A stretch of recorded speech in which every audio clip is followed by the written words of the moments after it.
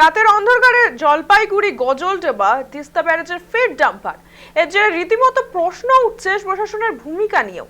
দীর্ঘ সংস্কারের পর নিষেধাজ্ঞা সত্ত্বেও ব্যারেজের 50 টনের বেশি লোডেড ডাম্পার চলাচলের অভিযোগ এবার। আমাদের সঙ্গে রয়েছে প্রতিনিধি সানি রায়। সানি, প্রশাসনের নজর এড়িয়ে কিভাবে দিনের পর দিন চলছে এই বেআইনি কাজ?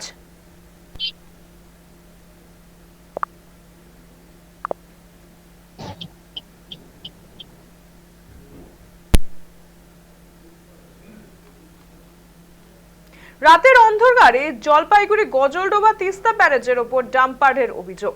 এর জেরে রীতিমতো প্রশ্ন উঠেছে প্রশাসনের ভূমিকাও। দীর্ঘ সংস্কারের পরেও নিষেধাজ্ঞা সত্ত্বেও ব্যারেজে 50 টনের বেশি লোডের ডাম্পার চলাচলের অভিযোগ। সানি, প্রশাসনের নজর এড়িয়ে কিভাবে দিনের পর দিন চলছে এই বেআইনি কাজ?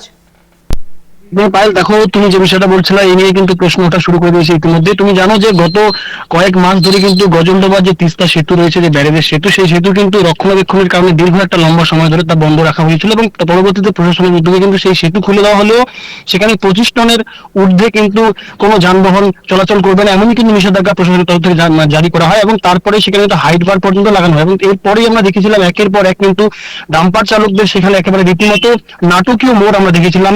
কার্যত সেখানে পদ অবরোধ থেকে শুরু করে মালবাজার যে এসডিপিও অফিস, সেই অফিসে গিয়ে কিন্তু সুইসাইড করার মতো ঘটনা উঠে এসেছিল এই সেতুকে কেন্দ্র করে। এবং এদিন রাতে যে ঘটনা ঘটে যায় তা কিন্তু রীতিমতো প্রশ্ন তুলে দিচ্ছে একাধিক মহলে। যেমন দেখা যাচ্ছিল যে 25 থেকে 30টি ডাম্পার কিন্তু প্রায় ওভারলোডেড ছিল, যা 50 টনের অধিক বলে দাবি করা হচ্ছে সাধারণ মানুষের তরফে। এবং তারা কিন্তু সেই ডাম্পার গুলোকে আটক করে দেয়। আটক করে দেওয়ার পরেই কিন্তু ঘটনাস্থলে মাল থানার পুলিশ সেখানে পৌঁছায় এবং 3টি ডাম্পারকে ইতিমধ্যে কিন্তু বাজেয়াপ্ত করেছে বলেই কিন্তু পুলিশ সূত্রে খবর। তবে পুলিশের এই বাজেয়াপ্তকরণ এবং তারপরে ঠিক কি পদক্ষেপ তা নিয়ে যেমন প্রশ্ন তুলছে বিজেপি।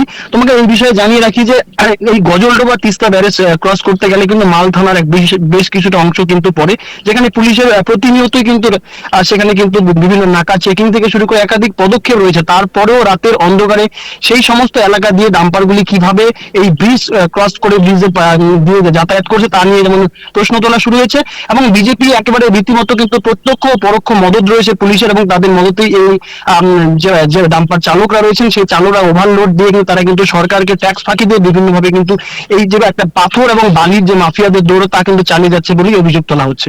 পায়েল, অনেক ধন্যবাদ সানি আমাদের সঙ্গে থাকার জন্য। যেমনটা আমাদের প্রতিনিধি আপনাদের জানালে, খবর পেয়ে পুলিশ 3টি ডাম্পারকে বাজেয়াপ্ত করেছে। নজর এখন প্রশাসনের দিকে। তবে সূত্রের খবর ভবিষ্যতে ব্যারেজের পুনরায় নিরীক্ষণ হতে পারে।